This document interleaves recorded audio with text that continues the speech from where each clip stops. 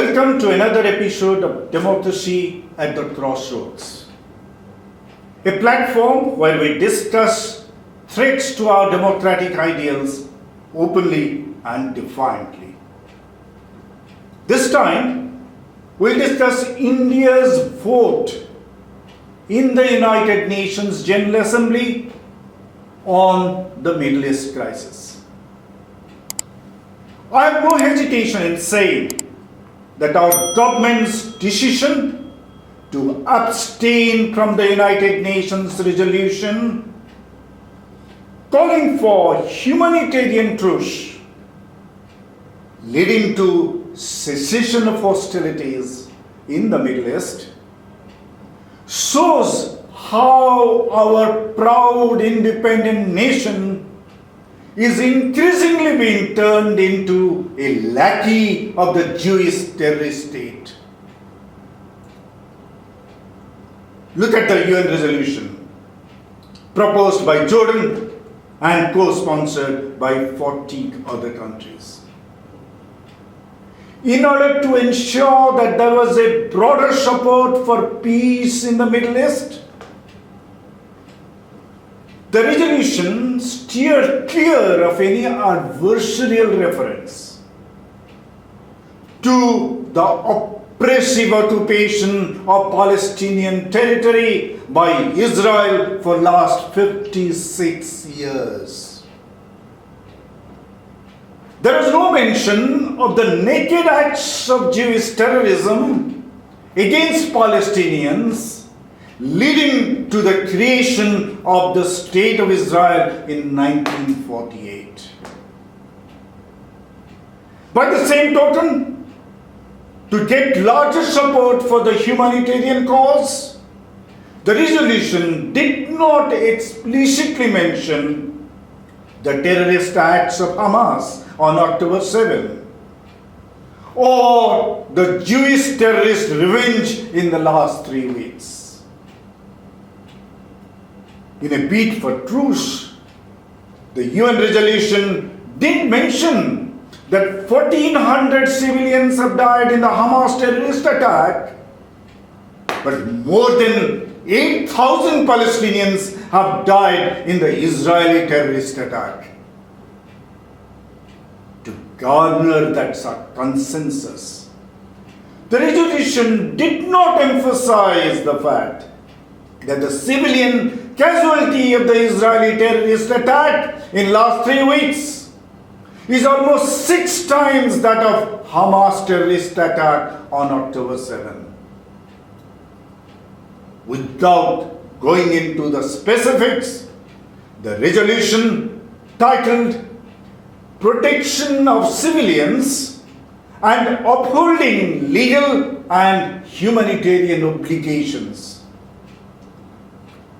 The resolution condemned all acts of violence aimed at Palestinian and Israeli civilians, including all acts of terrorism and indiscriminate attacks, as well as all acts of provocation, incitement, and destruction.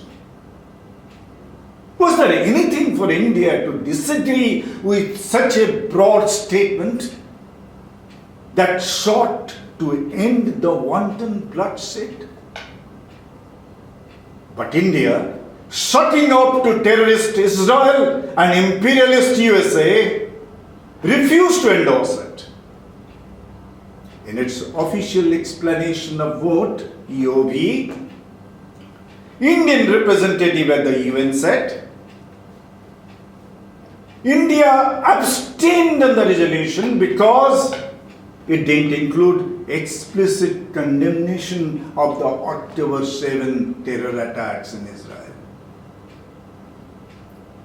Our blockheads in the External Affairs Ministry did not see that the resolution had also refrained from condemning the Jewish terrorist attack in Gaza Strip in the last 20 days. Has India become an one-eyed evil entity? Is there a secret compulsion for India to suck up to Israel, even as it made India isolated worldwide? Is it because our government is afraid that if it did not toe the Israeli line, then the terrorist state would stop supplying Pegasus accessories to those in office today to snoop over their adversaries? What could be the reason for India's monstrously dubious decision to abstain on a resolution which is seeking to end the terrible bloodbath that is killing thousands of innocent children?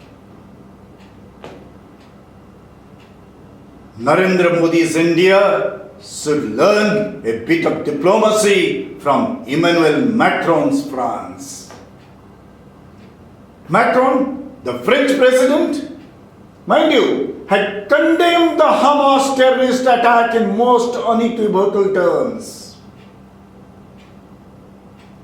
In fact, President Macron had visited Tel Aviv after October 7 to express his country's full solidarity with Israel after the Hamas attack. He had said then that France was ready to join forces to counter all terrorist attacks on the innocent civilians. But again, mind you, same Macron's France voted for the UN resolution on October 27. Listen to France's explanation of its vote. It said, "Nothing can justify the suffering of civilians. All victims deserve our compassion. All lives are equal, and there is no hierarchy between them." What profound words. All lives are equal, and there is no hierarchy between them. Palestinian lives are no less precious than Jewish lives. How much Modi's India has to learn from Macron's France.